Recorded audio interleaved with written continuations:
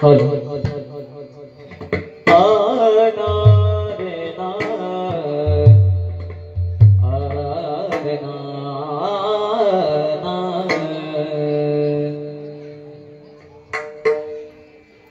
पंढरीची वारी आहे माझी घरी आहे माझी घरी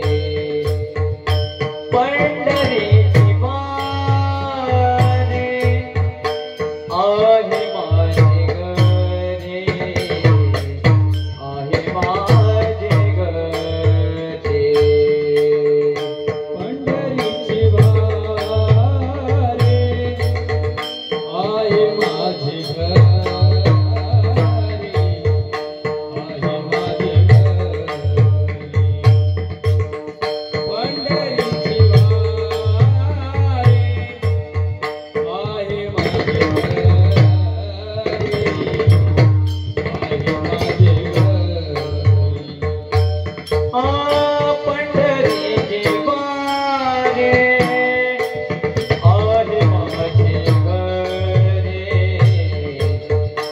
माझी घरी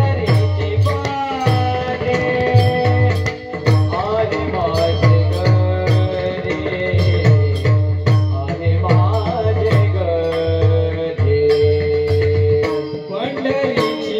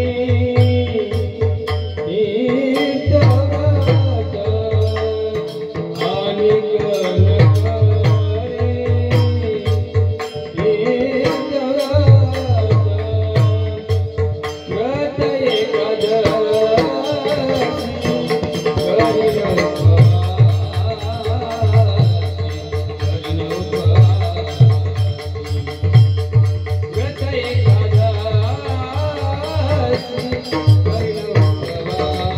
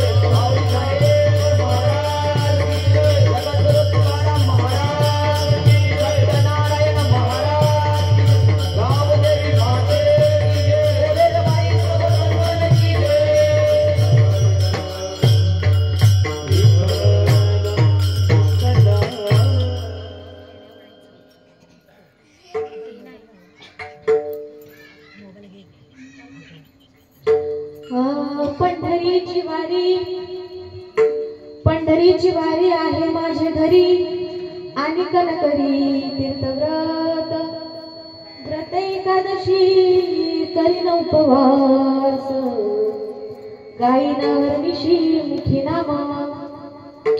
नाम विठोबाचे घेईन मी वाचे बीज कल्पांतीचे तुका म्हणे व्रत एकादशी करीन उपवास गाईन हरनिशी मुखी वक्रतुंड महाकाय सूर्यकोटि समप्रभ निर्विघ्नं कुर्मे देव सर्वकार्येषु सर्वदा ओम नमो जयाद्य भेद प्रतिपाद्य जय जय स्वसंवेद्यात्मरूपा देवा तुझी गणेशु सकलार्थमती प्रकाशु मने निवृत्तिदासु अवधारी जोजी महायोग पीठे तटे भीमरत्या वरं पुंडरीकाय दातु मुनीन्द्रे समागत्य तिष्ठं तमानन्दकन्दं परब्रह्मलिङ्गं भजे पाण्डुरङ्गं पंढरीच्या देवराया दंडवत तुझ्या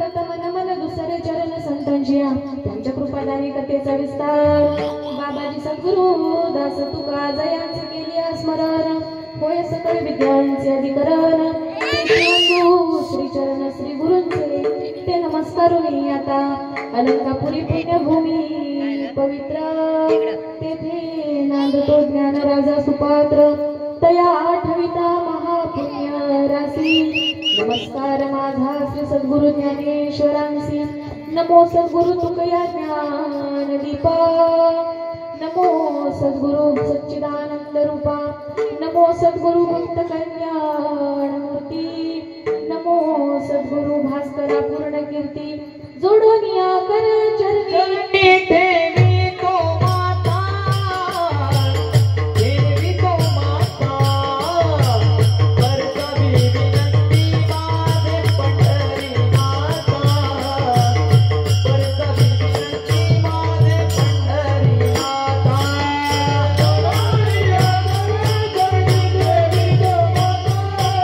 देवी तो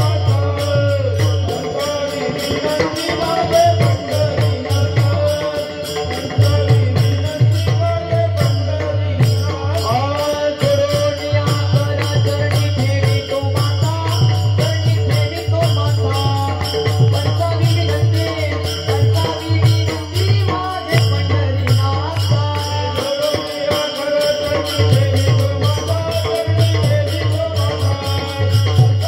विनंती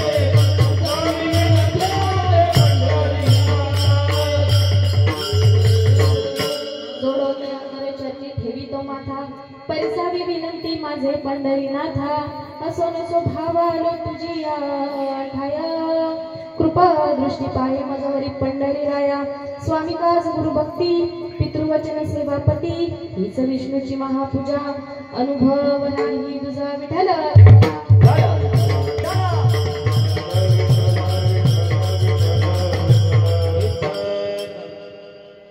पंढरीची वारी आहे माझे घरी पंढरीची वारी आहे माझे घरी आणि कनकरी तीर्थव्रत व्रत एकादशी करीन उपवासी गाईन हरणीशी मुखी नाम विठोबाचे घेईन मी वाचे बीज कल्पांतरीचे तुका म्हणे व्रत एकादशी करीन उपवासी गाईन हरणीशी मुखी नाम प्रस्तुत प्राप्त स्थळी प्राप्त प्रसंगी सेवा करता निवडलेला अभंग हा वारकरी संप्रदायाचे कळस स्थान असे श्री संत तुकाराम महाराज आणि या तुकाराम महाराजांच्या अभंग गाथ्यातील त्यांची जी परंपरा आहे आणि शिवाय भगवंताच्या भेटीसाठी कोणते साधे उपाय किंवा कोणते साधे साधन आहेत ते महाराज या अभंगाद्वारे तुमच्या आमच्या समोर मांडतात विठ्ठल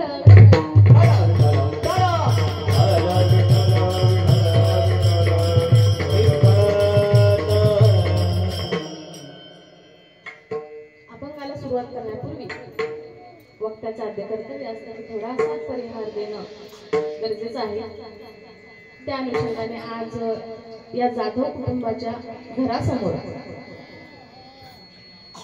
त्यांच्या घरामध्ये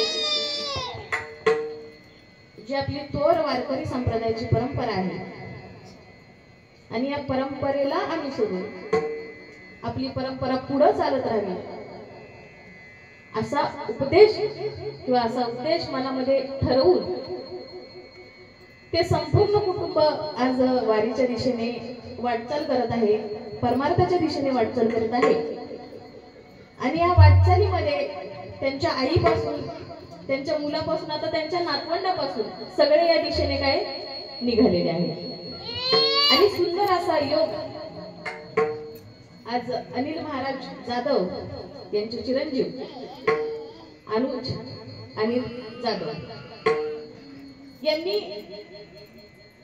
पंढरपूरला जाऊन त्या पांडुरंग परमात्म्याचं दर्शन घेतलं त्या पांडुरंग परमात्म्याचं दर्शन घेतल्याच्या नंतर आपल्याकडे परंपरा आहे की बाबा कुठल्या तरी तीर्थक्षेत्राच्या वरून आल्याच्या नंतर आपण सत्यनारायणाची महापूजा करतो त्या निमित्तानं सुंदर असा योग की बाबा त्यांना पांडुरंग परमात्म्याचं दर्शन झालं आणि त्या निमित्तानं आज सत्यनारायणाची महापूजा आणि त्या महापूजेच्या निमित्तानं आज सुंदर अशी कीर्तनरूपी सेवा तुम्ही सर्व जाधव कुटुंबीय असतील किंवा तुम्ही सर्व वाडीतील ग्रामस्थ असतील त्यांच्या नियोजनातून, कारण की हा खेळ नव्हे एकुलाचा म्हणून मेळ जमविला. या ठिकाणी तुम्ही वाडीतले सगळे मंडळी या ठिकाणी उपस्थित आहात आणि सुंदर असं हे कार्यक्रमाचं नियोजन आयोजन आणि ही कीर्तनरूपी सेवा माझ्यासारख्या पामराच्या वाटेला तुम्ही सर्वांनी दिलीत याबद्दल तुम्हा सर्वांचा मनपूर्वक आभार.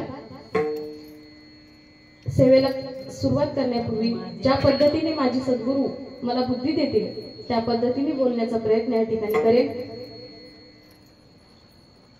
विठ्ठल विठ्ठल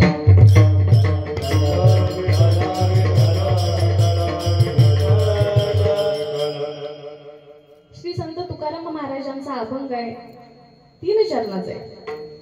तुकाराम महाराज या अभंगाद्वारे पांडुरंग परमात्म्यासाठी आपण काय केलं पाहिजे ज्याच्यामुळे तो प्रसन्न होईल, त्याला आनंद वाटेल, असं साधं सोप्या पद्धतीने तुमच्या आमच्या समोर मांडतात. तुकाराम महाराज त्या भगवंताला ज्या ज्या गोष्टी आवडतात ना त्या त्या तुम्हा आम्हाला सांगण्याचा प्रयत्न करतात. त्या त्या गोष्टी तुम्हाला सांगत असताना तुकाराम महाराज म्हणतात की बाबा रे, भगवंताला पंढरीची वारी अत्यंत प्रिय आहे आणि ही आपण एकदा ना एकदा आपल्या आयुष्यामध्ये केली पाहिजे.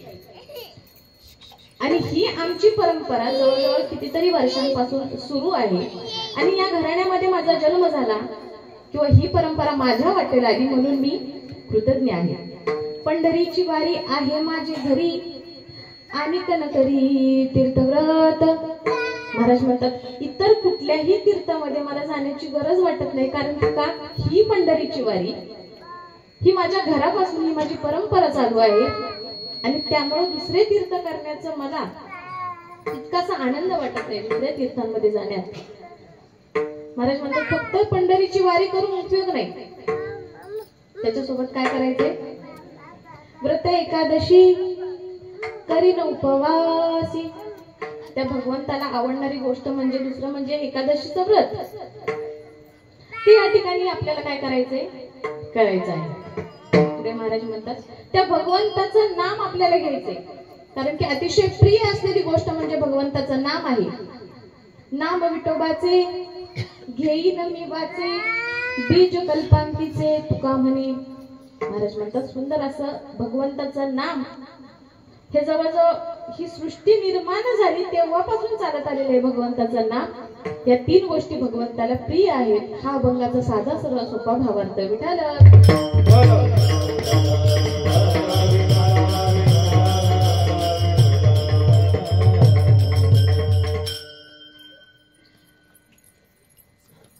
आज महिलेचं कीर्तन असल्या कारणाने इकडं जरा टाळ्या जास्त वाजतायत, इकडं हलनच.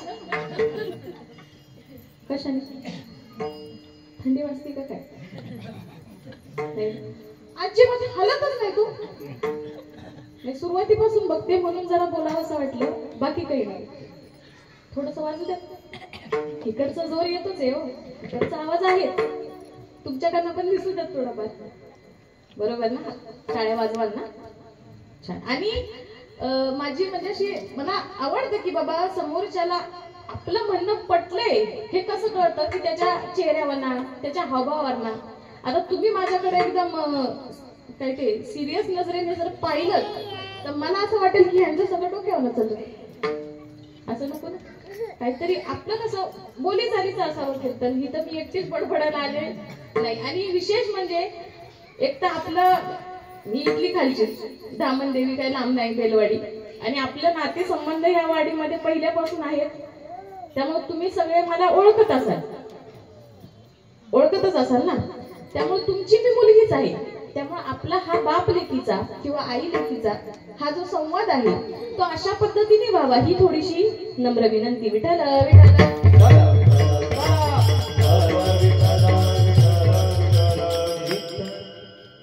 या अभंगाद्वारे तुकाराम महाराज भगवंताला ज्या प्रिय गोष्टी आहेत त्या तुम्हा आम्हाला सांगतात की भगवंताला पंढरीची वारी अत्यंत प्रिय आहे. आता पंढरीची वारी कशा करता करावी?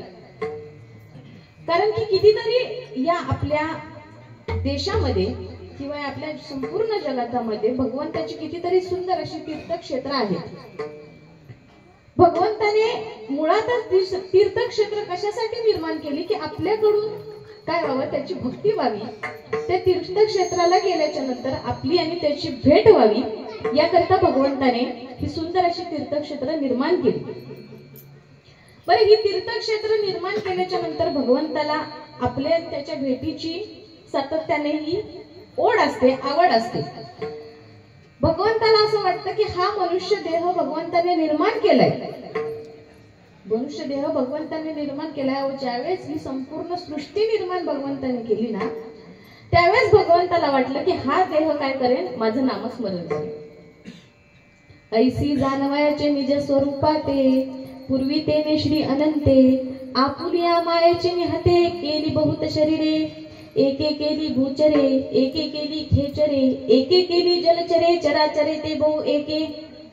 त्या भगवंताने संपूर्ण सृष्टी निर्माण केली आणि सृष्टी निर्माण केल्याच्या नंतर भगवंताला असं वाटलं, त्या सृष्टीकडे बघून, मुलगी नाही तर कोण म्हणा, कोण सृष्टी आणि देव तिच्या का बघायला तरी कधी आली.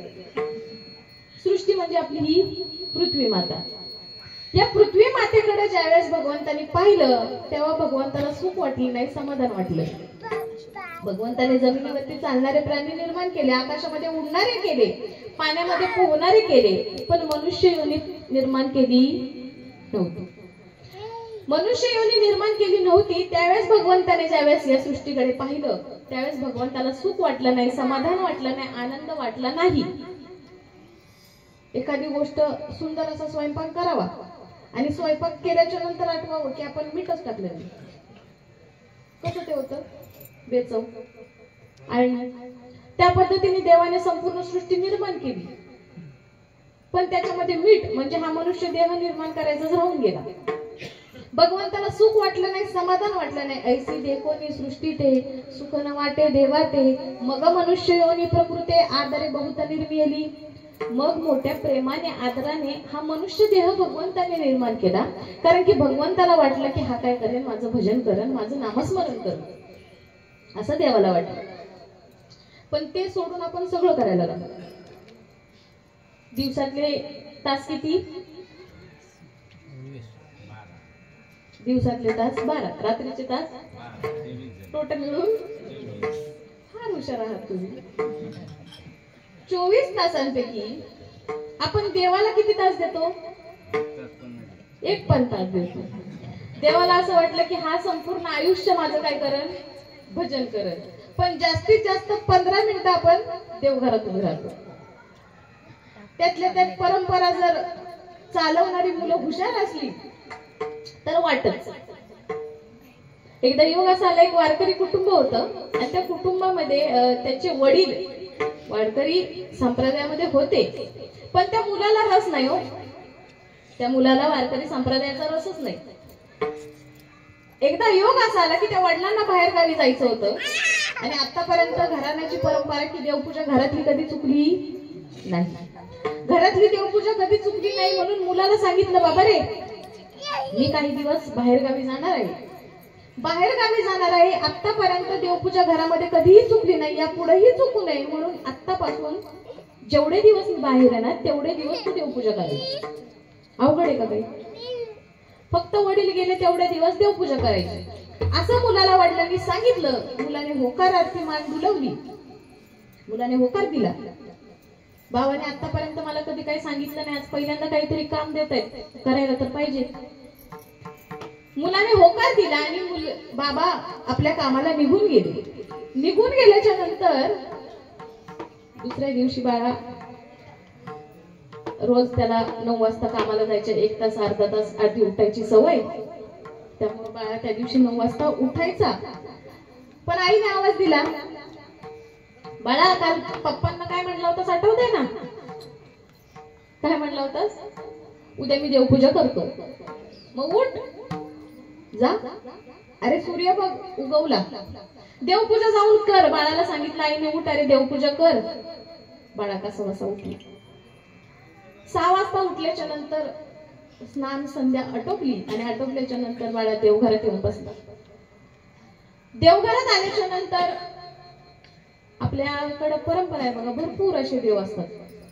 कोण एक देव आपल्याकडे, भरपूर देवांच्या छोट्या छोट्या सुंदर अशा मूर्त्या प्रत्येक देवघरामध्ये असतात. त्या पद्धतीने ते वारकरी कुटुंब, त्यामुळे त्यांच्या घरातही भरपूर देवांच्या छोट्या छोट्या सुंदर अशा मूर्त्या.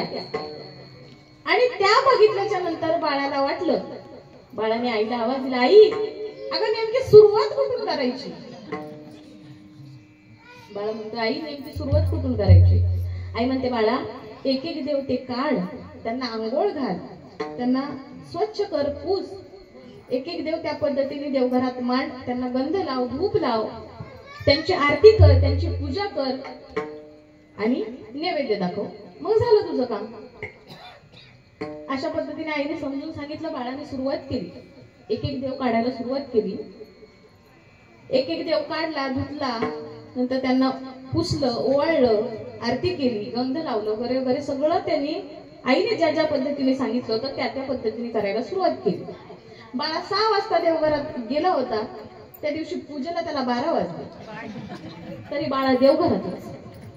बाळाने विचार केला, जर आज पहिल्या दिवशी मी 12 वाजेपर्यंत देवघरात असलो तर मी कामावर कधी जाणार, पुढची कामं कधी आटोपणार? बाळा म्हणाला, रोज असं जर घडत गेलं तर मालक मला काय ठेवणार? आता अशा ठिकाणी जिथं डोकं चालाय नको तिथं बरोबर डोकं चालतं. बाळाचं डोकं चाललं. दुसऱ्या दिवशी बाळा 6 वाजता नेहमीच्या प्रमाणे उठला, ते देवघरात गेला.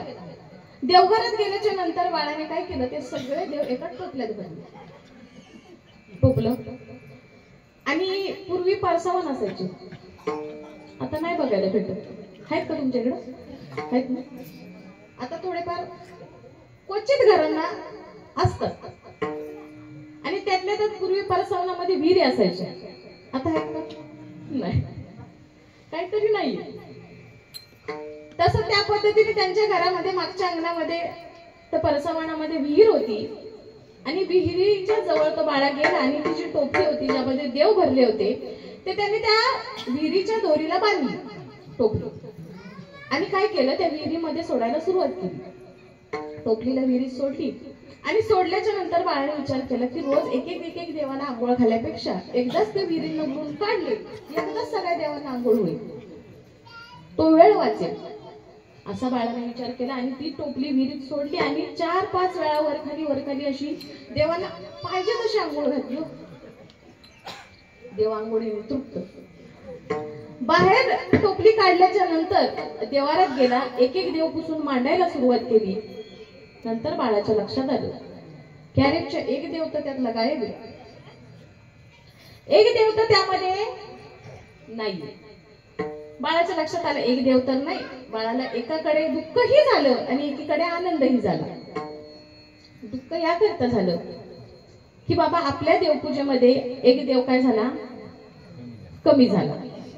आणि आनंद या गोष्टीचा वाटला की आता कसं झालं की देवांमधला एक देव विहिरीत पडला.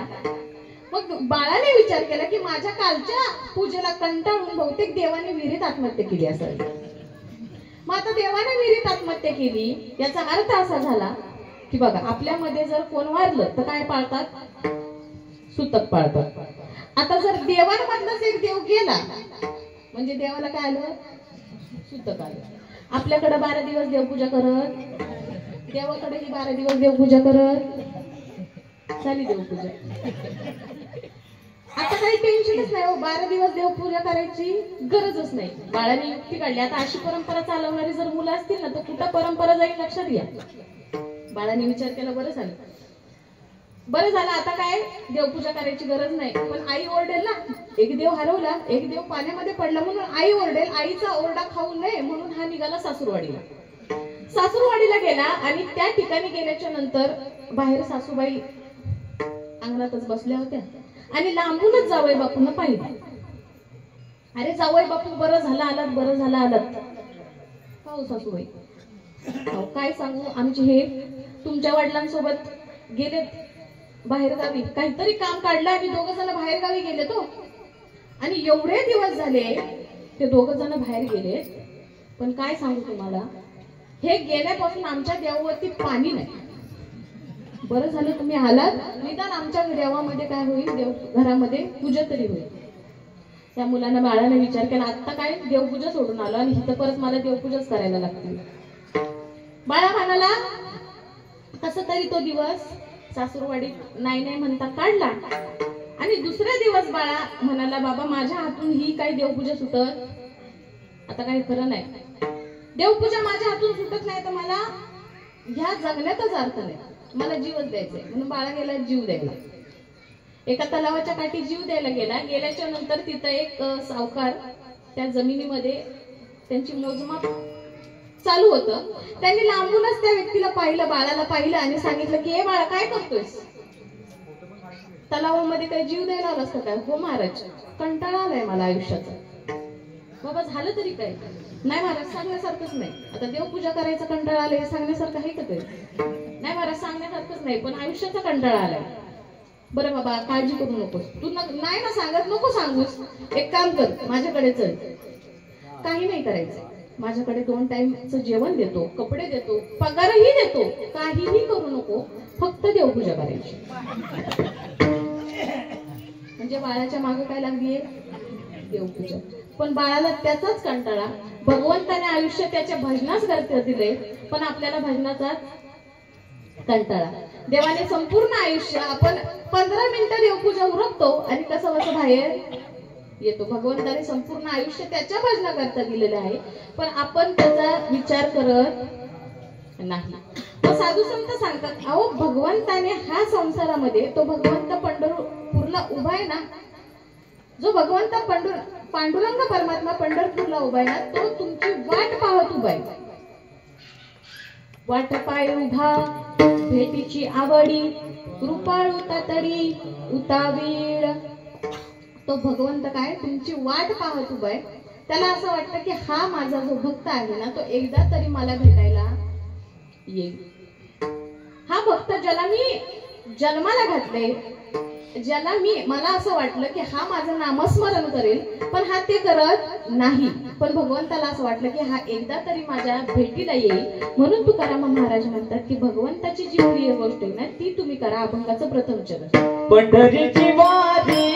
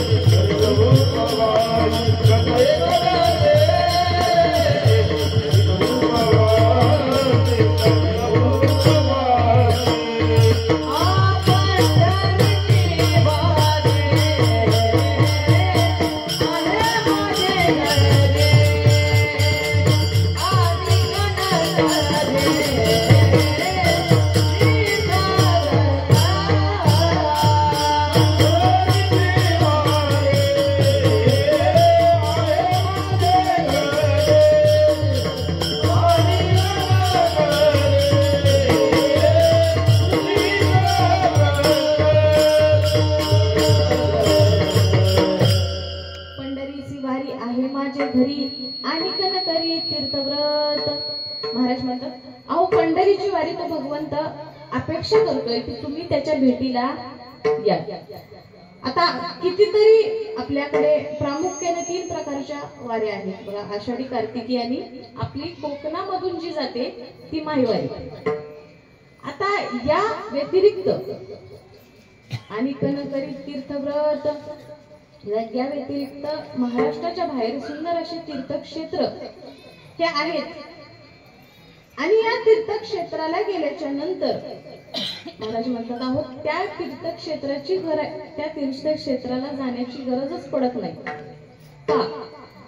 कारण की जर काशी क्षेत्र घेतलं ना आपण, तर काशी क्षेत्राचा नियम असा आहे की तिथं गेल्याच्या नंतर 5 वेळा तरी काशीला जावं लागतं, तेव्हा त्याचं फळ आपल्याला प्राप्त होतं. काशी यात्रा 5 आणि द्वापाराच्या 3, द्वारकेला 3 यात्रा कराव्या लागतात आणि काशीला 5 यात्रा कराव्या लागतात. पण पंढरीचा असा महिमा आहे की फक्त एका यात्रेतच तुम्हाला मोक्षाची प्राप्ती होते. फक्त एका यात्रेतच तुम्हाला मोक्षाची प्राप्ती होते. पण पंढरपूरला जात असताना आपण कसं जायचंय?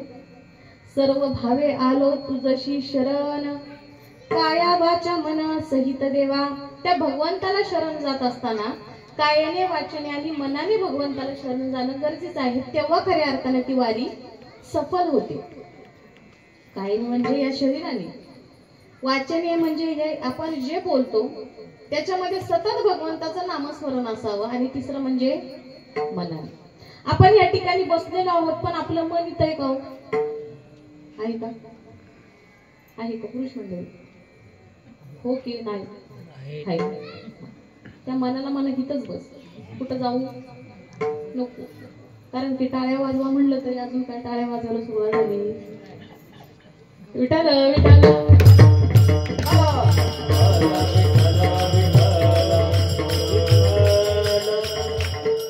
आता हल्ले बर.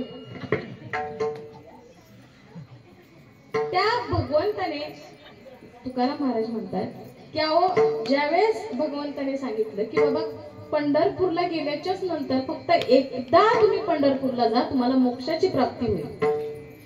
आणि आपल्या महाराष्ट्रामध्ये काही कमी आहे का? आपला महाराष्ट्र इतकं समृद्ध आहे, इतकं समृद्ध आहे ना. त्यातल्या त्यात आपलं कोकण भूमी, आणि त्यातल्या त्यात आज आपण ज्या ठिकाणी उभे आहोत ना, किती आपलं भाग्य आहे. प्रत्यक्ष भगवंताने इथं या ठिकाणी अवतार घ्यावा आणि त्या भूमीमध्ये आपला जन्म व्हावा, ही भाग्याचीच गोष्ट आहे. परशुराम भगवानांनी या ठिकाणी अवतार घ्यावा आणि त्या ठिकाणी आपला जन्म व्हावा, याच्यासारखं दुसरं पुण्य नाही महाराज. पण झाले असं, आता बघा दुरून डोंगर साजरे म्हणतात ना, त्या पद्धतीचा विषय की बाबा ज्या ठिकाणी जे असतं ना त्याला त्याची किंमत नसते.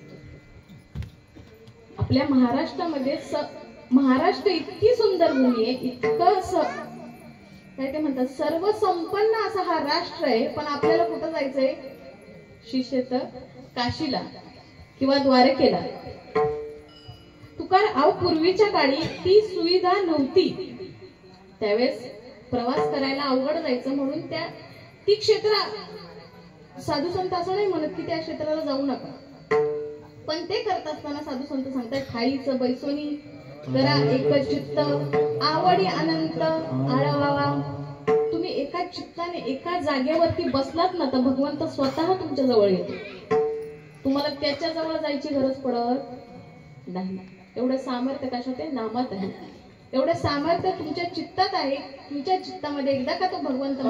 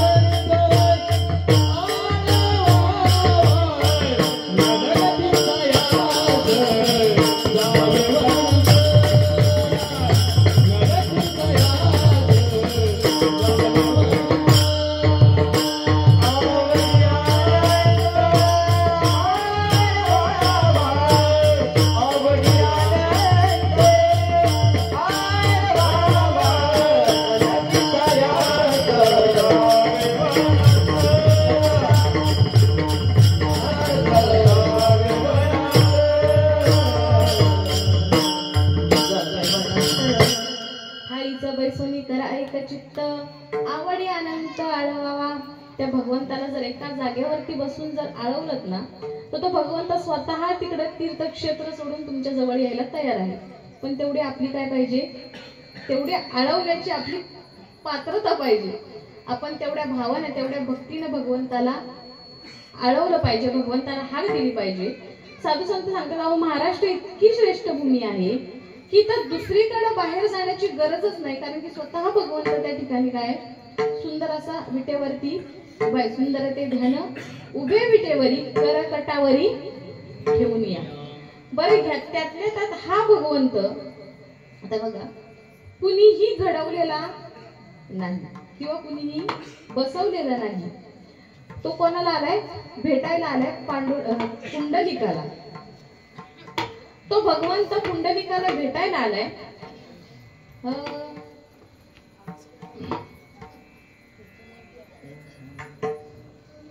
स्वयंभू हा माझा विटेवरी उभा, स्वयंभू हा माझा विटेवरी उभा, स्वयंभू हा माझा विटेवरी उभा, स्वयंभू हा माझा विटेवरी उभा,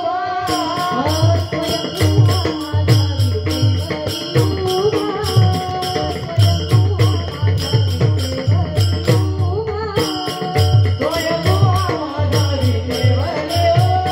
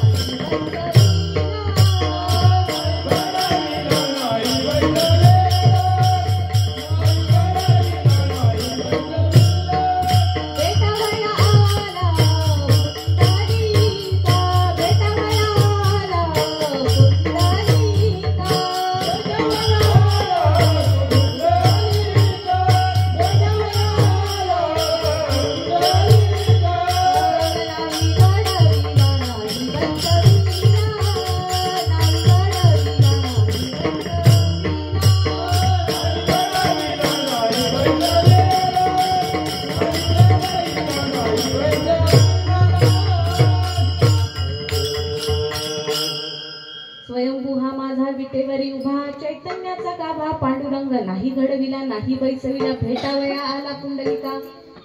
भगवंत स्वतः भेटण्यासाठी पुंडलिकाला आले. इथं शिळा तांब्याचे बाहुले केले, पाट मांडुनी वर बैसविले, गंध धूप चढा प्रक्षाविले आणि मना आले ते नाव ठेविले. अशा पद्धतीचा नाहीये भगवंत. पाट मांडवायचं आणि त्याच्यानंतर त्याच्यावरती तांदूळ ठेवायचे, अक्षर ठेवायचे आणि भगवंत मांडायचा आणि तेवढ्यापुरतं तो भगवंत तेवढ्यापुरतं त्या भगवंताची पूजा करायची. असा भगवंत तो स्वतः भगवंत तो स्वतः पांडुरंग परमात्मा पुंडलिकाला भेटण्याकरता या पंढरपूर क्षेत्री आला. मग हे पंढरपूर क्षेत्र किती श्रेष्ठ आहे, ही महाराष्ट्र भूमी किती श्रेष्ठ आहे. शंकराचार्य म्हणतात की हा महाराष्ट्र काय संतांची भूमी आहे आणि एक एक संत कसा आहे महान आहे. ज्ञानेशं ज्ञानमूर्तिं साक्षात प्रेम स्वरूपिणीं नामदेव च दयामूर्ती नाथ वंदे पुनः पुनः वैराग्यस्थ परामूर्ती देहू क्षेत्र निवासिनीं तुकाराम महाराष्ट्र भक्तराज चतुष्टकम. ज्ञानाची मूर्ती म्हणजे ज्ञानदेव महाराज. असे सगळे संत आपल्या महाराष्ट्र भूमीला लाभले आणि संत हे तुम्हा आम्हाला कळवळून सांगताय की बाबा रे भगवंताची काय करा, भक्ती करा, त्या भगवंताची वारी करा. म्हणून तुकाराम महाराज म्हणतात की भगवंताची वारी परंपरा चालत आलेली आहे. पंढरीची वारी आहे माझी घरी आणि कन करी तीर्थव्रत त्या पंढरीच परमात्मा त्या पंढरपूरला उभा आहे. भीमातीरी एक वसले नगर, त्याचे नाव पंढरपूर रे. तो भगवंत पांडुरंग परमात्मा त्या पंढरपूरला उभा आहे. कशा करता? तर भक्तांची वाट पाय उभा, भेटीची आवडी, कृपाळू तातडी, उतावीळ भेटीची वाट पाहतोय. पण कोणाच्या भेटीची हो? कोणाच्या? भक्तांच्या.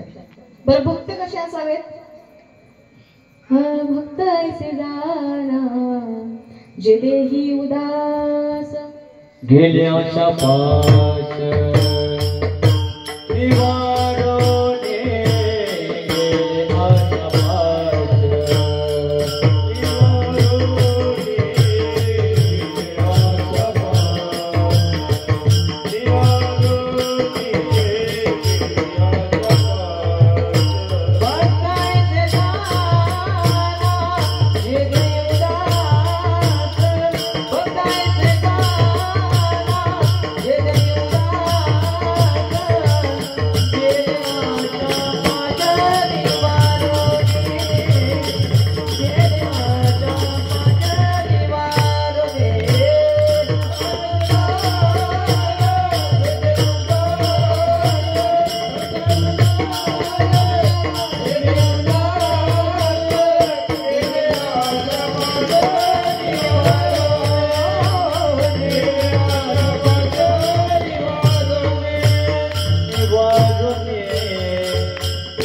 भक्तांचे जाना जे देही उदास, भक्तांचे निवारुनी, विषय तो त्यांचा झाला नारायण.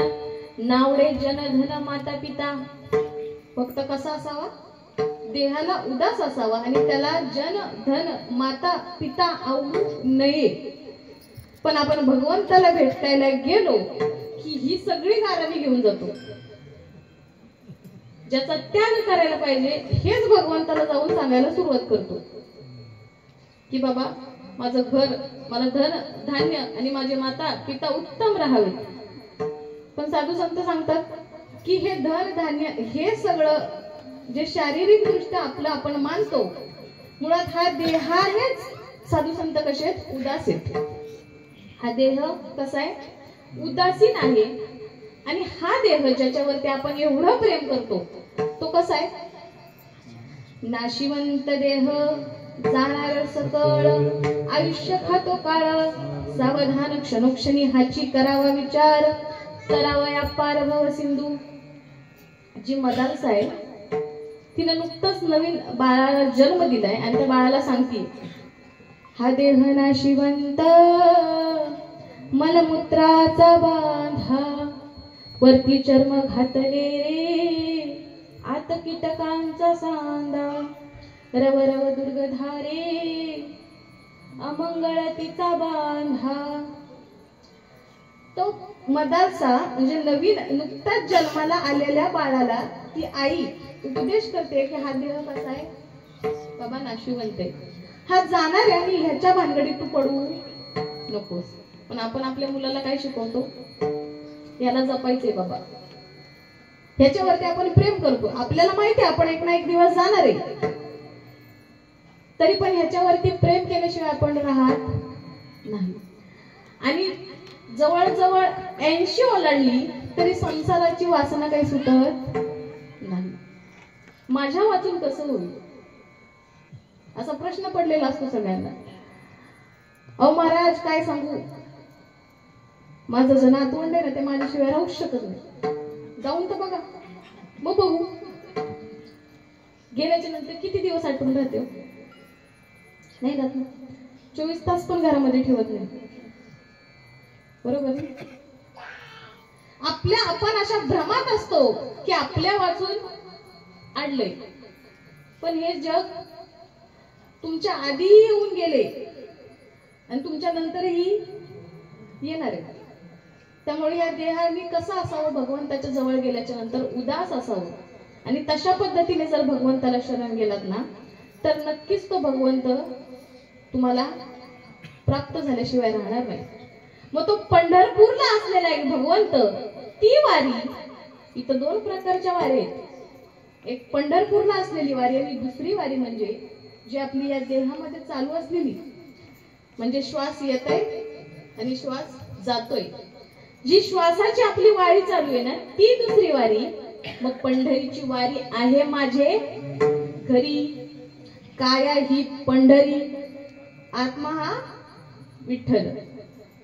त्या पांडुरंग परमात्म्याला आपण काय करायचे, भेट जाऊन द्यायची. म्हणून साधू संत सांगतात, ठाईचं बैसोनी करायचं चित्त आवडी आनंद ताळवावा.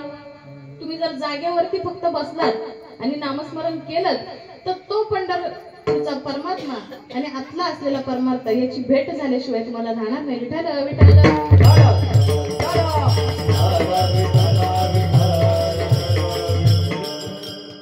एवढं सोप्या पद्धतीने साधू संत सांगतात की पंढरीची वारी आहे माझ्या घरी, पण हे कळायलाच आपलं वर जन्म जातो. पण आपल्याला पंढरीची वारी काय कळत, आपण मारतोय फेरे, पुन्हा येतोय आणि संसारात गुंतोय, परत जातोय पुढच्या वर्षी तेच. जसं काय आपण भगवंतावरती उपचार करतोय, देवा ते सोडून आलोय तिकडे तेवढं लक्ष ठेव. शेतामध्ये भात लावलाय, जरा लक्ष ठेव. घरी जाताना वारीत असताना आपण पप्प्याच्या आईला धाबारा फोन, कसं चाललंय ग, पप्प्या रडत तर नाही ना, वारीला आलाय ना तिकडे लक्ष द्या ना. पंढरीची वारी आहे माझी घरी, ती घरी असलेली वारी म्हणजे आपल्या हृदयात असलेली वारी सातत्याने चालत राहावी. याकरिता साधू संत सांगतात की त्याच्यावरती तुम्ही काय करा, लक्ष द्या. ती वारी तुम्ही व्यवस्थितरित्या पार पाडा आणि ते जर केली तर भगवंत भेटल्याशिवाय तुम्हाला राहणार. हे एक भगवंताची आवडती गोष्ट आहे. दुसरी भगवंताची आवडती गोष्ट म्हणजे व्रत एकादशी. भगवंताला दुसरं जी आवडती गोष्ट आहे त्या अभंगाचं दुसरं चरण. व्रत एकादशी करिनव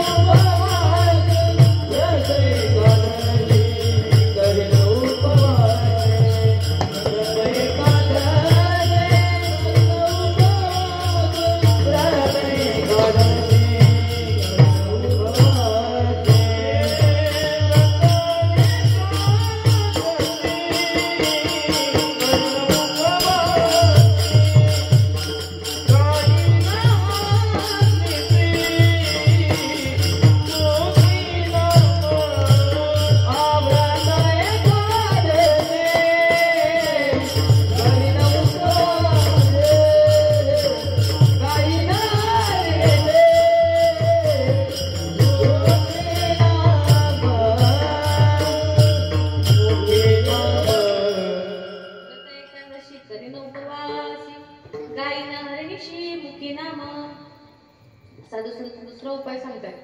त्या भगवंताला आवडणाऱ्या गोष्टी बघतोय आपण. पंढरीची वारी एक भगवंताला आवडते आणि दुसरी म्हणजे काय आवडतं?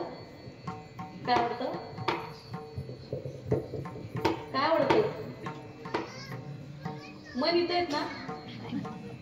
नाही तुम्ही असू दे, मनाचं इथं सांगा. इथं आहेत ना? आहे ना? हा, पहिलेच सांगितलं. आपलं कीर्तन कसं असावं? बोली चालीचं असावं की नाही? मग दुसरं म्हणजे व्रत एकादशी. त्या भगवंताला एकादशीचं व्रत आवडतं. त्या भगवंताला एकादशीचं व्रत आवडतं आणि भक्तांमध्ये वैष्णव आवडतात, कारण ती वैष्णव तो जया अवघी देवावरी माया. आणि एकादशीचं व्रत आवडतं. आता एकादशीचं व्रत आवडतं. महिन्यातनं किती एकादशी येतात? 2. महिन्यातनं किती एकादशी येतात? 2. आणि महिन्यातनं 2 एकादशी येतात तरी पण लोक ती करत. तुम्ही करता का? करता ना? ती काही लोक त्या 2 एकादश करत नाही. ज्या गोष्टी करायला पाहिजेत नेमकं त्याच गोष्टी करत. भगवंताला त्या एकादशी प्रिय आहे. एकादशीचं व्रत भगवंताला आवडतं. साधू संत सांगतात 15 दिवस माझी एक एकादश कारण करसी व्रतसार.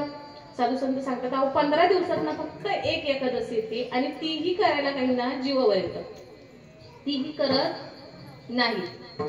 बरं ती करत असताना साधू संत जरा थोडं रागावून म्हणतात, कारण की साधू संत तुमच्या आमच्याकडे पाहताना थोडं आई वडिलांच्या दृष्टीने पाहतात. जर आपलं मुलगं आपलं बाळ जर चुकीचंच वागत असेल, ऐकतच नसेल, तर थोडं रागावून साधू संत सांगतात.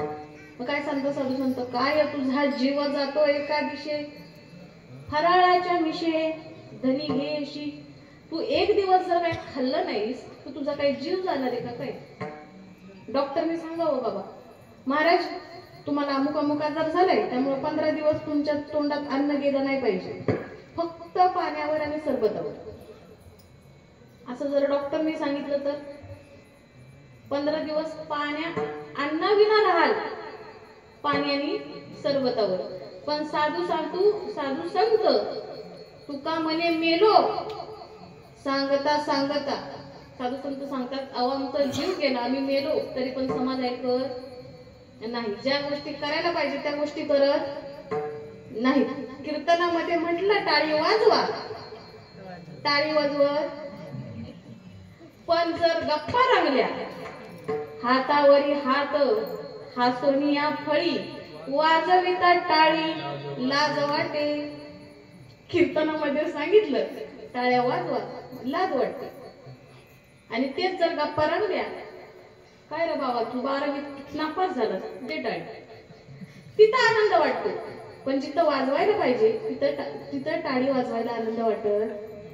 म्हणून साधू संत सांगतात सांगून सांगून मेलो. तुका म्हणे मेलो सांगता आपण समाज ऐकत नाही. बरं 15 दिवसात नाही एक एकादश नाका करू. दुसरी एकादश येते कुठली? 6 महिन्यातून एक. स्वतः भगवंत सांगतात आषाढी कार्तिकी विसरू नका मज सांगत असे गुज पांडुरंग. काय करा? आषाढी कार्तिकीला तरी बाबांनो मला विसरू नका, माझी आठवण करा आणि ती तरी तुम्ही एकादश करा, असं भगवंत स्वतः सांगतात. म्हणून भगवंतानं दुसरं व्रत कशाचं आवडतं? एकादशीचं. मग पहिलं म्हणजे पंढरीची वारी, दुसरं म्हणजे एकादशीचं व्रत आणि तिसरं म्हणजे गायीन हरणीशी मुखी नाम. त्या भगवंताचं नाम आपण मुखातून घ्यावं हे भगवंताला आवडतं. विठ्ठल विठ्ठल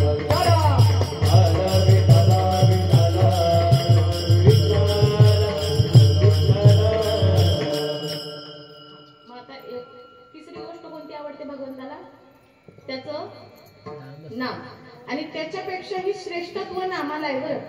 भगवंतापेक्षाही नाम त्याचं कितीतरी श्रेष्ठ आहे. मग हे श्रेष्ठ असलेलं नाम एवढ्या वेळ ऐकलं नाही आपल्या लेकीचं. आता तरी थोडस ऐका आणि सगळ्यांनी ताट बसा. एकदा भगवंताचं नामस्मरण होईल, विठोबा रखमाईचं गजर होईल. त्यामुळे सगळ्यांनी टाळ्या वाजवल्या पाहिजे. विठोबा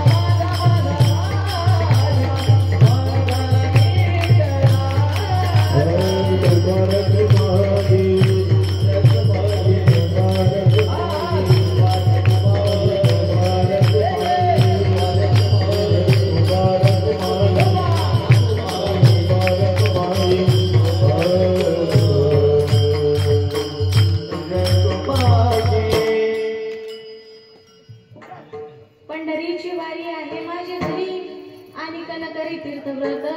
व्रत एकादशी करीन उपवास, गाईन हरनिशी मुखी नाम. नाम विठोबाचे घेईन मी वाचे, बीज कल्पंतीचे तुका म्हणे. व्रत एकादशी करीन उपवास, गाईन हरनिशी मुखी नाम. जरा फक्त त्या ताई इथं यायची, इथं यायचा अवकाश, तो हात सगळ्यांचे लगेच खाली वाटच बघत होते का काय. तिचं कधी एकदा लक्ष आमच्यापासून बाजूला होते आणि आम्ही हात कधी खाली घेते. सोडणार नाही मी तुम्हाला, शेवटला का होईना परत एकदा हा विषय होणार आहे, काळजी करू नका. तर तुकाराम महाराज म्हणतायत, गायीन हरिणीशी मुखी नाम. काय करायचंय, त्या भगवंताला प्रिय असलेली तिसरी गोष्ट म्हणजे भगवंताचं नाम. आणि भगवंताच्या नामापेक्षाही भगवंताच्या नामाला जास्त महत्व आहे. कारण की रामप्रभूंनी ज्यावेळेस त्या समुद्रामध्ये ते जे पूल बांधण्यासाठी ज्यावेळेस दगड टाकले ना, रामप्रभूंनी स्वतः दगड उचलला, पाण्यामध्ये सोडला, पण तो दगड तरला नाही. ज्यावेळेस रामप्रभूंचं नाम लिहून ते दगड पाण्यामध्ये टाकला, त्याच्यानंतर तो दगड तडला. मी तो अल्पमतीहीन, काय वर्णू तुझे गुण, उदकी तारिले पाशान, हे महिमान नामाचे. हे नामामुळे तो दगड तरला गेला. साधू सत्या भगवंतामध्येही तेवढं सामर्थ्य नाही, त्याच्यापेक्षाही कितीतरी तुझे ठाव नाही तुझे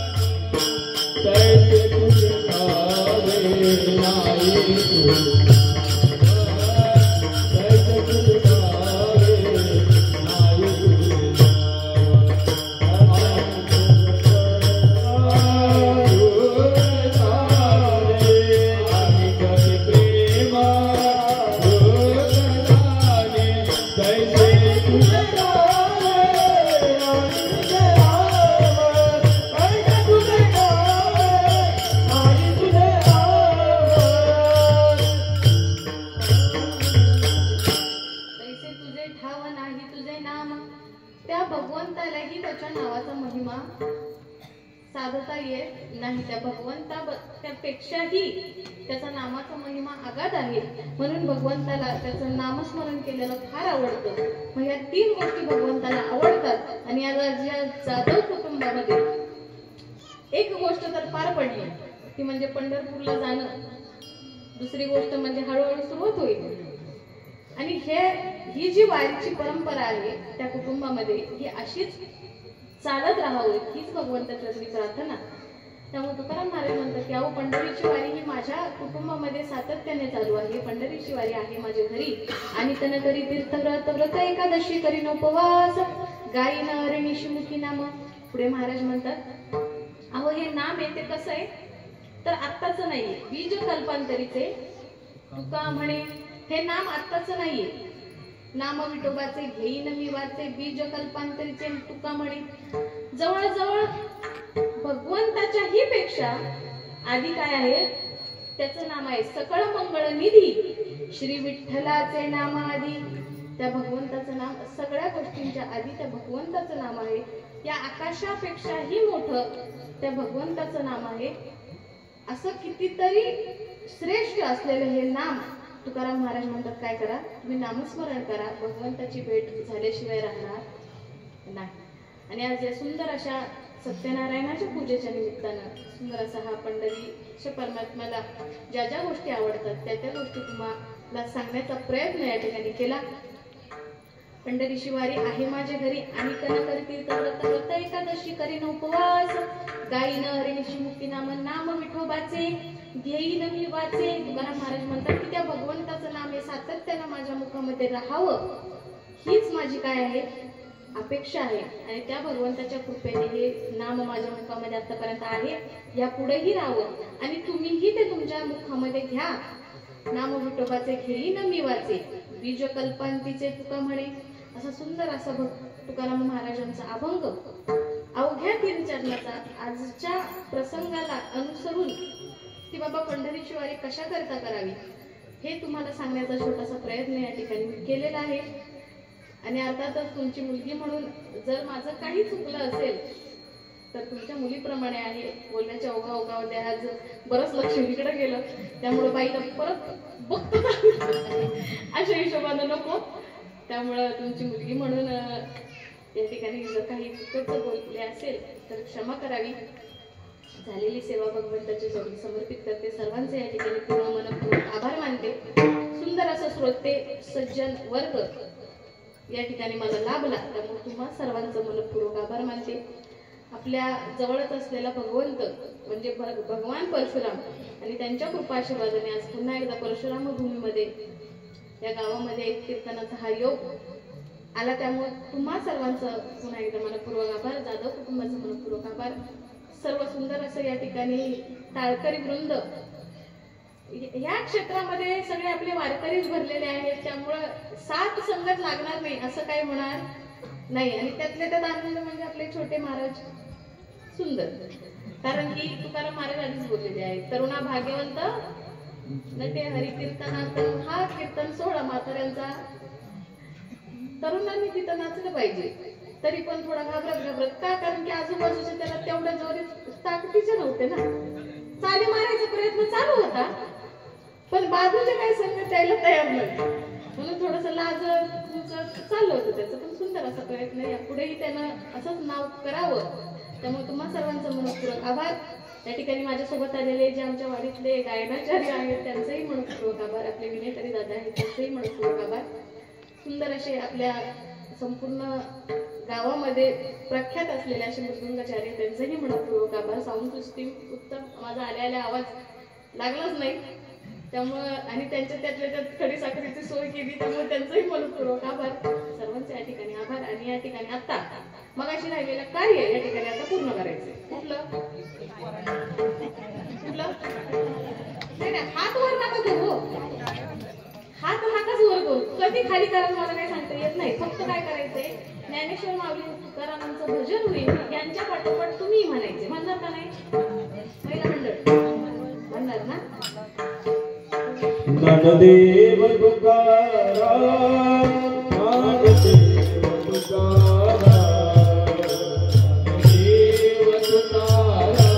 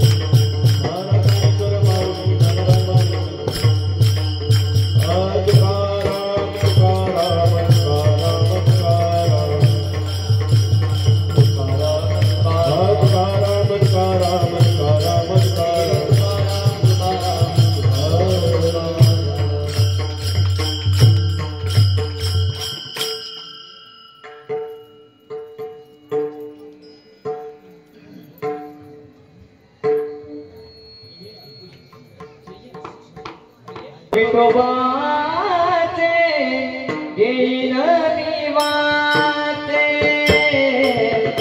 नाम विठोबाचे येईन मी वाचे नाम विठोबाचे